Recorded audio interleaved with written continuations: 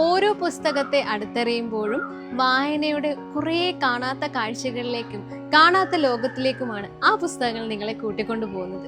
ഇന്ന് നിങ്ങൾ കാണാൻ പോകുന്ന ഒരു കാഴ്ച ഏറ്റവും മനോഹരമായ ഒരു കാഴ്ചയാണ്. ഒരുപക്ഷെ കായംകുളത്തിന്റെ ഹൃദയഭാഗത്ത് ഇതുപോലൊരു സംഭവം നമുക്ക് എന്തായാലും ഒന്ന് കണ്ടു തന്നെ അറിയാം.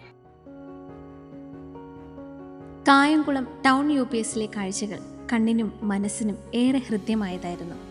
തലമുറകൾ കൈമാറി വന്നൊരു ലൈബ്രറിയുടെ അകത്തളത്തിൽ മയ്യഴിപ്പുഴയുടെ തീരവും നാലുകെട്ടും ആരാച്ചാരും ബഷീറിന്റെ പ്രേമലേഖനവുമൊക്കെ നമ്മോട് എന്തൊക്കെയോ കഥ പറയുന്നു.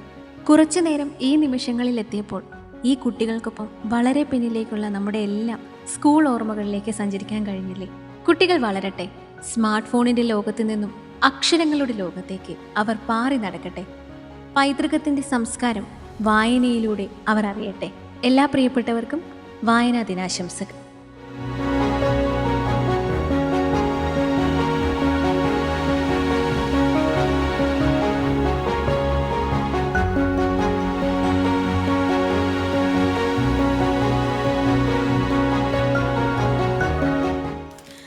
കേരളത്തിൽ ഗ്രന്ഥശാല പ്രസ്ഥാനത്തിന് അടിത്തറ പാകിയ പുതുവായിൽ നാരായണ പണിക്കർ എന്ന PN പണിക്കരുടെ ചരമദിനം വായനാ ദിനമായി ജൂൺ 19 ആചരിക്കുന്നു. ഇതിന്റെ ഭാഗമായി ഒരു മാസം നീണ്ടു നിൽക്കുന്ന പ്രവർത്തനങ്ങളാണ് സർക്കാർ വിഭാവന ചെയ്തിട്ടുള്ളത്.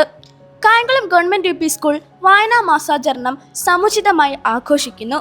പ്രത്യേക അസംബ്ലി, വായനാ ക്വിസ്, വായനാ മത്സരം, കഥാപൂരണം, കവിതാപൂരണം, കാർട്ടൂൺ തയ്യാറാക്കൽ, ദൃശ്യാവിഷ്കാരം, പ്രസംഗ മത്സരം, ചുമർ പത്രിക, വായനാമരം, ആസ്വാദനക്കുറിപ്പ് മത്സരം, ഡോക്യുമെന്ററി പ്രദർശനം, പുസ്തകം പരിചയപ്പെടുത്തൽ, വായനാമൂല, വായനാനുഭവങ്ങൾ തുടങ്ങി വിവിധ ഇനം പരിപാടികളാണ് ആസൂത്രണം ചെയ്തിരിക്കുന്നത്. കൂടാതെ അമ്മ വായന എന്ന പേരിൽ രക്ഷകർത്താക്കൾക്കും ലൈബ്രറി പ്രയോജനപ്പെടുത്താൻ തീരുമാനിച്ചു. നല്ല ആസ്വാദനക്കുറിപ്പുകൾക്ക് സമ്മാനം നൽകി പ്രോത്സാഹിപ്പിക്കുവാനും തീരുമാനിച്ചു. നന്ദി. പുതുവായിൽ നാരായണ പണിക്കർ കേരളത്തിലെ ഗ്രന്ഥശാല പ്രസ്ഥാനത്തിൻ്റെ പിതാവായി അറിയപ്പെടുന്ന സാമൂഹിക പ്രവർത്തകനും വിദ്യാഭ്യാസ പ്രചാരകനുമായിരുന്നു അദ്ദേഹം. 1909 മാർച്ച് 1 ജനിച്ചു. വായനാശീലം ജനങ്ങളിലേക്ക് എത്തിക്കാനും സാക്ഷരത പ്രചരിപ്പിക്കാനുമായി അദ്ദേഹം ജീവിതം സമർപ്പിച്ചു. 1945 അദ്ദേഹം കേരള ഗ്രന്ഥശാല സംഘം സ്ഥാപിക്കുന്നതിൽ പ്രധാന പങ്ക് വഹിച്ചു. അദ്ദേഹത്തിൻ്റെ നേതൃത്വത്തിൽ കേരളത്തിൽ 100 കണക്കിന് ലൈബ്രറികൾ രൂപം കൊണ്ടു. വായനയിലൂടെ അറിവും സാമൂഹിക പുരോഗതിയും കൈവരിക്കാമെന്ന സന്ദേശമാണ് അദ്ദേഹം പ്രചരിപ്പിച്ചത്. അദ്ദേഹത്തിൻ്റെ ചരമദിനമായ ജൂൺ 19 കേരളത്തിൽ വായനാ ദിനമായി ആചരിക്കുന്നു. ഈ ദിവസം ആരംഭിക്കുന്ന ഒരു മാസം നീളുന്ന ആഘോഷം വായനാ മാസാചരണമായി ആചരിക്കപ്പെടുന്നു. പ്രധാന സംഭാവനകൾ: കേരളത്തിൽ ഗ്രന്ഥശാല പ്രസ്ഥാനം ശക്തിപ്പെടുത്തി, സാക്ഷരതയും വായനാശീലവും ജനകീയമാക്കി, ഗ്രാമീണ മേഖലകളിൽ ലൈബ്രറികളുടെ വ്യാപനം പ്രോത്സാഹിപ്പിച്ചു, വിദ്യാഭ്യാസത്തിലൂടെ സാമൂഹിക പുരോഗതിക്ക് വഴിയൊരുക്കി. അദ്ദേഹത്തിന് മരണാനന്തരം ഇന്ത്യൻ ഗവൺമെൻറ് 1998 പത്മശ്രീ നൽകി ആദരിച്ചു. മാഷപ്പനുണ്ടായിരുന്നു. അറിയാമോ ആരാണെന്ന്? കുഞ്ഞുണ്ണി മാഷ്. കുഞ്ഞു കുഞ്ഞു വരികളിലൂടെ വലിയ വലിയ കാര്യങ്ങൾ നമുക്ക് പകർന്നു തന്ന ആളാണ് അദ്ദേഹം. വായന ഒരു മനുഷ്യനെ എങ്ങനെയാണ് സ്വാധീനിക്കുന്നതെന്ന് അദ്ദേഹത്തിൻ്റെ ഈ വരികളിലൂടെ നമുക്ക് മനസ്സിലാക്കാം. വായിച്ചാലും വളരും, വായിച്ചില്ലേലും വളരും, വായിച്ചാലോ വിളയും, വായിച്ചില്ലേൽ വളയും.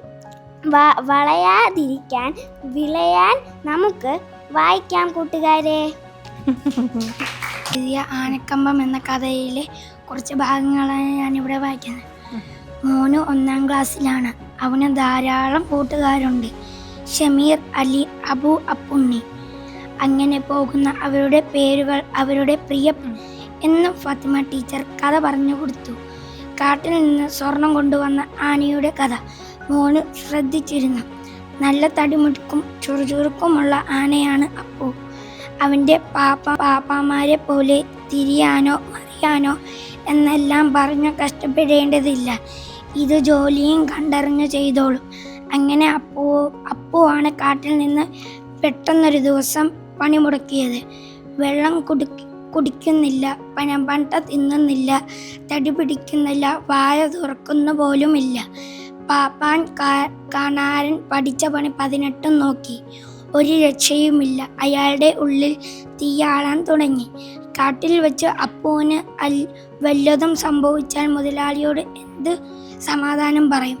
അമ്പാട്ടെ അലി ഹാജിയാണ് അപ്പുവിൻ്റെ മുതലാളി.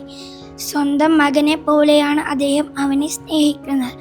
അകാരണമായി ശിക്ഷിക്കരുത്, നന്നായി ആഹാരം നൽകണം, ഭാരമേറെ ജോലികൾ ചെയ്യിക്കരുത് എന്നെല്ലാമാണ് കാട്ടിലേക്ക് പുറപ്പെടുമ്പോൾ അദ്ദേഹം നൽകാറുള്ള നിർദ്ദേശങ്ങൾ. അറിഞ്ഞുകൊണ്ട് താൻ ഇന്നേ വരെ മുതലാളിയുടെ ഇംഗത്തിന് എതിരു നിന്നിട്ടില്ല. ഒന്നാം പാപ്പൻ വേലപ്പനെ മുതലാളി പിരിച്ചുവിടാനുണ്ടായ കാരണം കണാരൻ ഓർത്തു. കാരുണ്യം തൊട്ട് തീണ്ടിയിട്ടില്ലാത്ത ആളായിരുന്നു വേലപ്പൻ. അപ്പുവിനെ അകാരണമായി ശിക്ഷിക്കും, ഭക്ഷണം കൊടുക്കാതെ കഷ്ടപ്പെടുത്തും. എല്ലാ മുതലാളി മാത്രം മുതലാളിയുടെ സാന്നിധ്യത്തിൽ നല്ല സ്നേഹപ്രകടനം, മുതലാളി ഇല്ലാത്തപ്പോൾ മറ്റൊരു മുഖം. ഒരിക്കലെല്ലാം പൊളിഞ്ഞു. അന്ന് അദ്ദേഹം കമ്പനിയിൽ നിന്ന് നേരത്തെ മടങ്ങുകയായിരുന്നു. പുഴയിൽ അപ്പുവിനെ കുളിപ്പിക്കുന്നുണ്ടായിരുന്നെന്നറിഞ്ഞ് അങ്ങോട്ട് നടന്നു. വേലപ്പനാണ് കുളിപ്പിക്കുന്നത്. ഇതെന്ത് കുളിപ്പിക്കൽ? വേലപ്പൻ വടി കൊണ്ടിടിക്കുന്നു, കുന്തം കൊണ്ട് കുത്തുന്ന വേലപ്പ ഒറ്റ വിളിയായിരുന്നു. വേലപ്പൻ ഞെട്ടി തിരിഞ്ഞു നോക്കി. പുരയരികിൽ മുതലാളി നിൽക്കുന്നത് കണ്ട അവൻ അമ്പരന്നു. എന്താ ഇത്? കുളിപ്പിക്കലോ പഠിപ്പിക്കലോ? മുതലാളി ചോദിച്ചു. വേലമ്പൻ്റെ നാവിറങ്ങിപ്പോയി. അത് അടിയൻ മുതലാളി, അവൻ വിക്കി പറഞ്ഞു. അന്നും സ്ഥലം വിട്ട വേലപ്പനെ പിന്നീട് കണ്ടിട്ടില്ല. അങ്ങനെയാണ് രണ്ടാം പാപ്പനായിരുന്ന താൻ അപ്പുവിൻ്റെ ഒന്നാം പാപ്പനായത്. അതെ പറയാതെ ഇരുകോണിൽ കഴിയല്ലേ, ഒരു നാളിൽ പറയുമ്പോൾ ആകമാകെ ഉരുകല്ലേ, തമ്മിൽ പിണങ്ങി പോകല്ലേ, കാണാതെ മായല്ലേ കണ്ണേ, നമ്മക്കു നാം തന്നെയല്ലേ, നീ എൻ്റെ കുഞ്ഞുവനല്ലേ, ഹൃദയം മുറിയും അഴകിൽ എന്താണം, മുഖമേ മുഖമേ കരയില്ലേതാണം. കുട്ടികളിൽ വായനാശീലം വളർത്തിയെടുക്കുക എന്ന് പറയുന്നത് ഇന്നത്തെ കാലത്ത് വളരെ അത്യാവശ്യമായിട്ടുള്ളൊരു കാര്യമാണ്. അതിനുവേണ്ടി നമ്മുടെ സ്കൂളിൽ സജ്ജീകരിച്ചിരിക്കുന്ന ലൈബ്രറിയാണിത്. കുട്ടികൾക്ക് അതിനുവേണ്ടി പ്രത്യേകമായിട്ടുള്ള പീരീഡുകൾ, ഒഴിവ് സമയങ്ങളിൽ നമ്മൾ ക്ലാസ് വൈസ് ആയിട്ടാണെങ്കിലും നമ്മൾ കുട്ടികൾക്ക് ടെക്സ്റ്റ് നൽകുന്നുണ്ട്. അവരുടെ ഒഴിവ് സമയങ്ങൾ വായനയിലേക്ക് കൊണ്ടുവരാൻ വേണ്ടിയിട്ട് നമ്മൾ ടീച്ചർമാരാണെങ്കിലും നമ്മുടെ HM ആണെന്നുണ്ടെങ്കിലും SMC അംഗങ്ങളായാലും എല്ലാവരും വളരെയേറെ പ്രോത്സാഹനം തന്ന് നമ്മുടെ ലൈബ്രറി മെച്ചപ്പെടുത്തി എടുത്തിട്ടുണ്ട്. കുട്ടികളിലേക്ക് കഴിവതും നമ്മൾ പുതിയ പുസ്തകങ്ങൾ എത്തിക്കാനായിട്ടാണെങ്കിലും പുതിയ പരിപാടികളും നമ്മൾ സ്കൂളിലേക്ക് ആസൂത്രണം ചെയ്യുന്നുണ്ട്. വിവിധ തരത്തിലുള്ള വിഭാഗത്തിലുള്ള ടെക്സ്റ്റുകൾ, അതായത് അറബിക്ക്, മലയാളം, സംസ്കൃതം, ഹിന്ദി, ഇംഗ്ലീഷ് അതുപോലുള്ള ലാംഗ്വേജുകൾക്ക് വേണ്ടിയിട്ടുള്ള പ്രത്യേക ടെക്സ്റ്റുകളുണ്ട്. ഓരോ ക്ലാസ്സിലെ കുട്ടികൾക്ക് വായിക്കാൻ പറ്റുന്ന തരത്തിലുള്ള ടെക്സ്റ്റുകൾ നമ്മൾ അറേഞ്ച് ചെയ്തിട്ടുണ്ട്. സയൻസ് താല്പര്യമുള്ള കുട്ടികൾക്ക് അങ്ങനത്തുള്ള ടെക്സ്റ്റുകൾ, ജനറൽ നോളജുകൾ, എല്ലാ തരത്തിലുള്ള ടെക്സ്റ്റുകളും നമ്മളിവിടെ ലഭ്യമാക്കിയിട്ടുണ്ട്. ഇനിയും അതിൻ്റെ ശേഖരം നമ്മൾ വികസിപ്പിച്ചെടുത്തുകൊണ്ടിരിക്കുകയാണ്. അതിനുള്ള പ്രവർത്തനങ്ങളും നമ്മൾ ഒത്തുചേർന്ന് ഇവിടെ നടത്തുന്നുണ്ട്. ഇന്നത്തെ കാലത്താണെങ്കിലും കുട്ടികൾക്ക് സ്ക്രീൻ ടൈമാണ് കൂടുതൽ.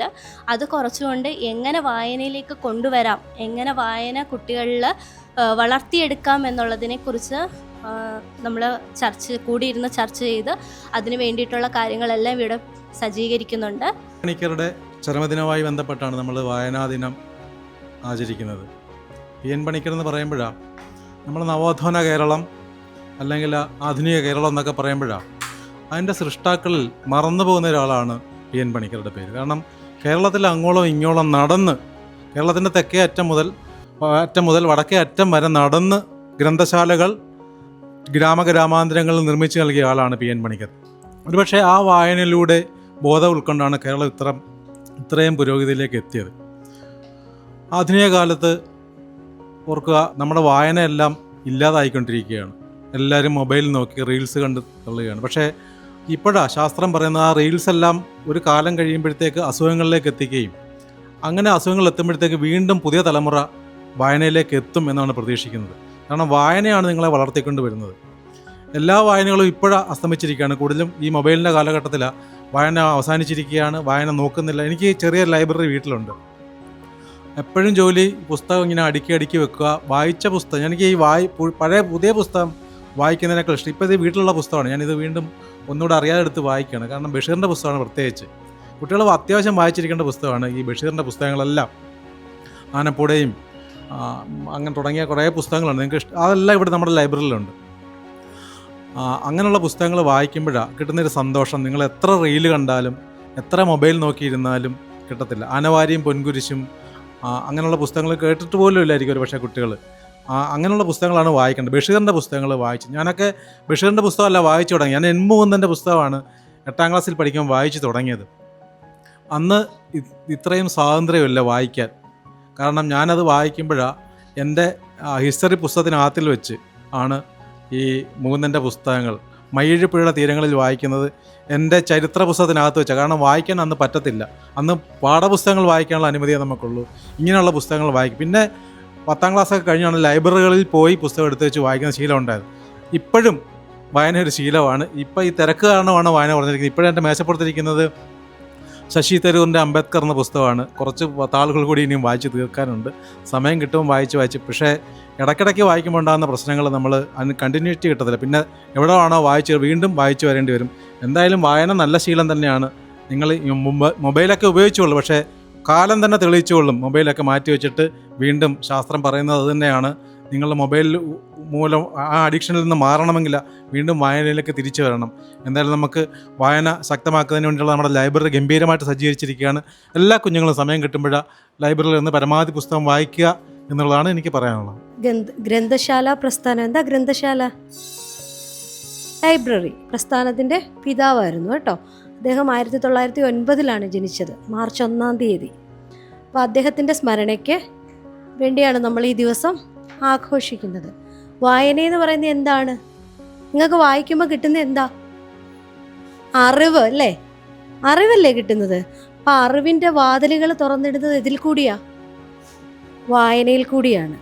അതായത് അറിയാൻ വയ്യാത്ത കുറേ കാര്യങ്ങൾ റീൽസൊക്കെ കാണുമ്പോൾ നമുക്ക് എന്താ കുറച്ച് നേരത്തെ ഹാപ്പിനെസ് ബ്രെയിനിൽ കൂടി വരും, അതങ്ങ് പോവും. അതേസമയം വായിച്ച് നമ്മുടെ മനസ്സിരുത്തിയാണ് അല്ലേ, കണ്ണ് തുറന്ന് മനസ്സിരുത്തിയാണ് നമ്മൾ വായിക്കുന്നത്. അതെല്ലാം നമ്മുടെ തലച്ചോറിൽ എന്ത് ചെയ്യും?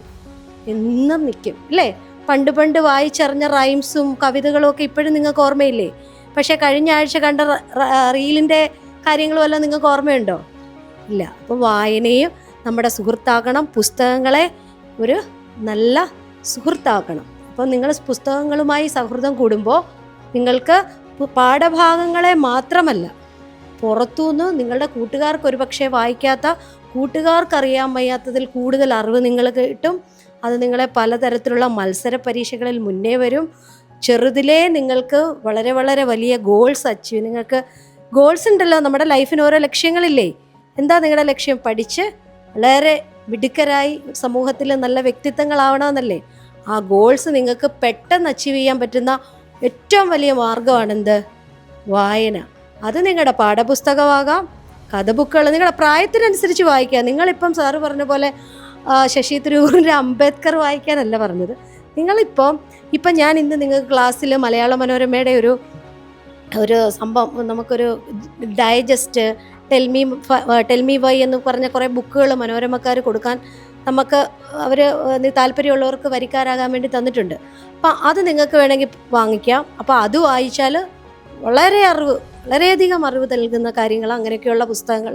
ഈ ഡൈജസ്റ്റ് ടെൽ മീ വൈ ഒക്കെ വളരെ നല്ലതാണ് നിങ്ങളുടെ ലാംഗ്വേജും ഒക്കെ ഇമ്പ്രൂവ് ചെയ്യാൻ വേണ്ടി. അപ്പോൾ അതൊക്കെ വായിക്കുക, കഥപുസ്തകങ്ങൾ വായിക്കുക. ഇതെല്ലാം വായിച്ച് എല്ലാവരും ഈ വായനാ ദിനത്തിൽ മാത്രമല്ല, മാസത്തിൽ മാത്രമല്ല, എന്നും വായന നിങ്ങളുടെ കൂടെ ഉണ്ടായിരിക്കണം. ഒരു ചെറിയ പേപ്പർ, ഞാനൊക്കെ ആണെങ്കിൽ ഈ കപ്പലണ്ടി മിഠായി കൊണ്ടുവരുന്ന പേപ്പറുകളില്ലേ, എനിക്ക് ഭയങ്കര ഇഷ്ടമാണ്. ആ കുഞ്ഞു ആ പീസിൻ്റെ അകത്തെ ചെറിയ കൊച്ചു കഥകൾ വായിക്കാൻ. അപ്പോൾ അതുപോലും നിങ്ങൾ വിടരുത്. നല്ല കാര്യങ്ങൾ വായിക്കുക, വേണ്ടാത്ത കാര്യങ്ങൾ നമ്മുടെ കൂടെ വരും. അതങ്ങ് കളഞ്ഞേക്കുക കേട്ടോ. അങ്ങനെ മിടുക്കരാകുക, വായിച്ച് വളരുക. ഓക്കെ, വായിച്ച് വളരുക, ചിന്തിച്ച് വിവേകത്തോടുകൂടി പെരുമാറുക എന്ന ലക്ഷ്യം മുൻനിർത്തി ഗ്രന്ഥശാല പ്രസ്ഥാനത്തിൻ്റെ ഉപജ്ഞാതാവായിട്ടുള്ള നമ്മുടെ പി എൻ പണിക്കർ സാറിൻ്റെ ഓർമ്മകൾ പുതുക്കിക്കൊണ്ട് അദ്ദേഹത്തിൻ്റെ ചരമദിനമാണ് ഈ ജൂൺ 19 നമ്മൾ വായനാ ദിനമായി ആചരിക്കുന്നത്. അതിന് സർക്കാർ എല്ലാവിധ സംവിധാനങ്ങളും ഒരുക്കിയിട്ടുണ്ട്. അപ്പോൾ നമ്മുടെ കുട്ടികളെ സംബന്ധിച്ച് ഏറെ സന്തോഷമുള്ളൊരു ദിനമാണ്. കായംകുളത്തിൻ്റെ ശബ്ദമായ FM ചേതന ഇവിടെ വരികയും നമ്മളോടൊപ്പം സംവദിക്കുകയും നമ്മളെ ഈ പ്രോഗ്രാമിലേക്ക് കൂട്ടിക്കൊണ്ടുപോവുകയും ചെയ്തിട്ടുണ്ട്. നമുക്കറിയാം, നമ്മുടെ ഇപ്പോൾ നിങ്ങളിരിക്കുന്ന ഈ ലൈബ്രറി ഏകദേശം നൂറ്റാണ്ടുകൾ പഴക്കമുള്ള, 100-ലേറെ വർഷങ്ങൾ പഴക്കമുള്ള ഒരു വലിയ ലൈബ്രറിയാണ്. ഏകദേശം 4000-ഓളം പുസ്തകങ്ങൾ ഇവിടെ ഉണ്ടായിരുന്നു. ഇപ്പോഴും അതിൻ്റെ പകുതിയോളം ഇവിടെയുണ്ട്. പുതിയ പുസ്തകങ്ങൾ ചേർത്തിട്ട് നമുക്കൊരു വലിയ പുസ്തക ശേഖരം തന്നെയാണ്. ജില്ലയിലെ തന്നെ ഏറ്റവും വലിയ ലൈബ്രറികളൊന്നാണ് നമ്മുടെ ഈ ഗവൺമെൻറ് UPSൻ്റെ ലൈബ്രറി. അപ്പോൾ SMCയുടെ നേതൃത്വത്തിൽ അത് നവീകരിച്ച് നിങ്ങൾക്ക് എല്ലാ തരത്തിലും ഉപയോഗിക്കാൻ പറ്റുന്ന രീതിയിലേക്ക് നമ്മളതിന് മാറ്റിയിട്ടുണ്ട്. അപ്പോൾ അത് പരമാവധി ഉപയോഗിക്കാൻ നമുക്ക് കഴിയണം. നമ്മുടെ FM ചേതന ഇതുമായി ബന്ധപ്പെട്ട് നമുക്ക് ഒത്തിരി പുസ്തകങ്ങൾ നമുക്ക് സംഭാവനയായി തന്നിട്ടുണ്ട്. എപ്പോഴും പുസ്തകങ്ങളെ സ്നേഹിക്കുന്നവരാവണം നമ്മൾ, നമ്മുടെ ടീച്ചേഴ്സ് എല്ലാം പറഞ്ഞതുപോലെ. അപ്പോൾ കുഞ്ഞുണ്ണി മാഷിൻ്റെ ആ വാക്കുകൾ ഒരിക്കൽ കൂടി, വായിച്ചാലും വളരും, വായിച്ചില്ലെങ്കിലും വളരും, പക്ഷെ വായിച്ചാൽ നമ്മൾ വിളയും, വായിച്ചില്ലെങ്കിൽ വളയുമെന്നുള്ള ആ വാക്ക് ഉദ്ധരിച്ചുകൊണ്ട് എൻ്റെ മക്കൾ ആ വായനയെ സ്നേഹിച്ചുകൊണ്ട് നല്ല മക്കളായി വളരുവാൻ ദൈവം അനുഗ്രഹിക്കട്ടെ. ഇതിന് നമുക്കൊരവസരം തന്ന FM ചേതനയ്ക്ക് SMCയുടെ പ്രത്യേകമായ നന്ദി കൂടി അറിയിക്കുന്നു. ഇന്നത്തെ കാലഘട്ടത്തിൽ സ്മാർട്ട് ഫോണിൽ നിന്നൊക്കെ മാറി കുട്ടികൾ പുസ്തകങ്ങളെ പ്രണയിക്കുന്ന ഒരു കാഴ്ചയാണ് ഇവിടെ വന്നപ്പോൾ ശരിക്കും കാണാൻ പറ്റിയത്. അതുപോലെ അത്രയും നല്ല അടിപൊളിയായിട്ടാണ് കുട്ടികൾക്കായിട്ട് ലൈബ്രറി ഇവിടെ ക്രമീകരിച്ചിട്ടുള്ളത്. കായംകുളത്തിൻ്റെ ഹൃദയഭാഗത്ത് ഇങ്ങനെ ഒരു ലൈബ്രറി ഏറെ പുതുമ നിറഞ്ഞത് തന്നെയാണ്. ഒപ്പം നമ്മുടെ കൂടെ കുറേയേറെ ചുണക്കുട്ടികളുണ്ട്. അപ്പോൾ എന്തായാലും നമുക്ക് അടിപൊളിയാക്കി ഈ ഒരു ദിവസം മനോഹരമാക്കാം. അപ്പോൾ നിങ്ങൾ റെഡിയല്ലേ? പറയൂ, കേൾക്കാം.